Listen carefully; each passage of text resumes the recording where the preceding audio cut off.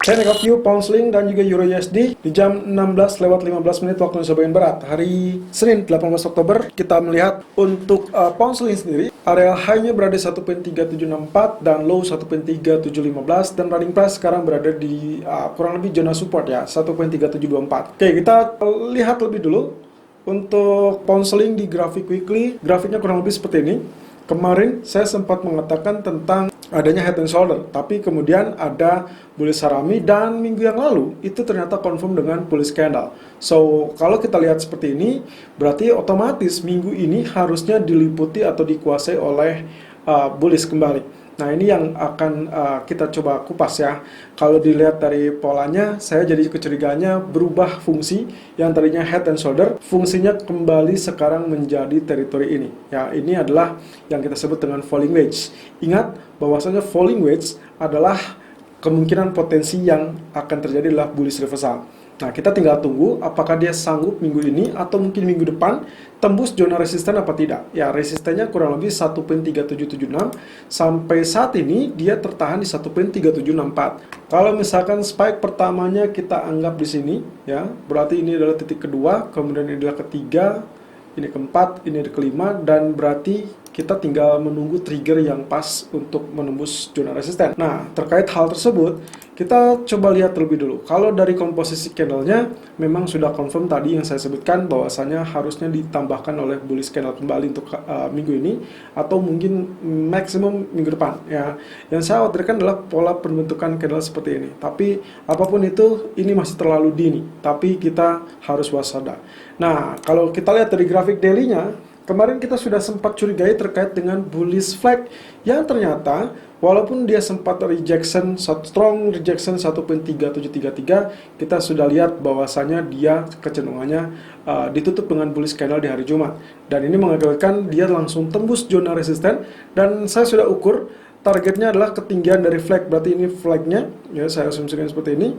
Berarti kalau saya pindahkan ke titik yang awal dia tembus, maka dia akan berada di titik ini. Nah, ini ternyata targetnya itu berada di 1.3924, teman-teman. Nah, ini yang harus kita waspadai. Tapi untuk ke arah sana memang banyak terjal berliku. Pertama adalah yang sekarang terjadi, dia kecenderungannya tertahan di level tertinggi atau terendah 21 Juni itu 1.3785. Ya, jadi kemarin pun dia hanya sempat tertahan di 1.3730-an ya. Sementara untuk pagi ini karena dia gap up, dia tertahan di 1.3764. Ya, kita tinggal lihat saja apakah dia berhasil tembus apa tidak. Kemudian yang tak kalah penting lagi kalau kita lihat dari sisi grafik H4, yang ternyata kalau Anda perhatikan ini juga mirip dengan grafik daily. Nah, sekarang saya coba untuk melihat dari sini Fibonacci projection atau Fibonacci expansion. Caranya bagaimana? Anda tarik dari titik terendah ini, ya ini titik terendahnya, jadi kurang lebih di tanggal 13 Oktober dengan 1.3574. Titik B ada di sini, ini adalah 14 Oktober di 1.3733 high-nya.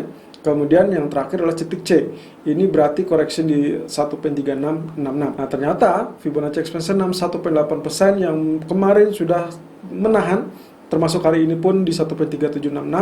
Kemudian nantinya ekspektasinya adalah kelanjutan kenaikan sampai 1.3827. Permasalahannya adalah apakah kita sudah layak untuk mempertahankan zona buy sekarang atau tidak. Yang jelas, pernyataan dari Gubernur BOE Andrew Bailey bahwasanya ini adalah sinyal berikutnya terkait dengan potensi kenaikan suku bunga yang bisa dilakukan oleh bank sentral. Of course, ini akan mendorong positif terkait dengan pound sterling. Oleh karenanya, penurunan diharapkan hanya relatif terbatas, lalu kemudian dia spike ataupun naik kembali. Nah, of course, yang paling ideal adalah sebetulnya pullback di zona ini, teman-teman, 1.3696. Walaupun hari ini saya sudah memberikan rekomendasinya kurang lebih tinggi ya, atau jauh lebih cepat, lebih tepatnya ya.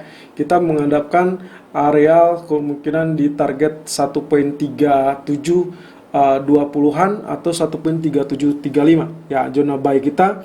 Kemudian untuk mengharapkan nantinya dia akan kembali naik di atas 1.3766. Nah, kalau misalkan itu bisa terwujud, maka stop loss yang paling penting kita bisa gunakan di bawah zona ini. Kalau tadi kita gunakan 1.3690, berarti sebetulnya 1.3670 pun itu sudah cukup, dengan asumsi kalau dia tembus dan bertahan terus 2 candle, maka kemungkinan dia akan terjun kembali. Yang harus kita waspadai adalah kemungkinan seperti ini. Jadi dia sempat memberikan atau memupuskan harapan rally, ternyata dia justru hanya sesaat dan rebound kembali. But anyway, kalau kita lihat dan perhatikan di grafik Euro USD, saat ini berada di 1.1601 zona high-nya, dan juga untuk area low 1.1571. Apakah kita akan melihat potensi pergerakan ini naik apa turun? Ya, kalau kita lihat dari pergerakan ini, kita masih tetap menantikan terkait dengan broadening wedge, yang biasanya dengan pola ini adalah terkait dengan pembalikan ke atas. Sayangnya lagi-lagi saya sebutkan bahwasanya untuk trigger ke atasnya sendiri ini masih cukup jauh dan agak berat untuk Euro USD, berbeda dengan kondisi pound sterling. Nah, demikian pula dengan kondisi candlestick kemarin, 2 hari berturut-turut dari Kamis dan Jumat ditutup dengan doji candle. Jadi inilah yang mengakibatkan kenapa hari ini saya kecenderungannya melakukan sell on rally ataupun sell on pullback. Kita intip dulu di grafik weekly-nya, yang ternyata kita memiliki harapan yang sama dengan pound sterling, di mana minggu lalu ditutup dengan ini adalah hammer. Nah, 2 kali hammer yang sebetulnya bisa saja kita asumsikan ini tweezer bottom, tapi tidak memenuhi syarat ya. Jadi kita asumsikan saja ini masing-masing ada 2 candle hammer.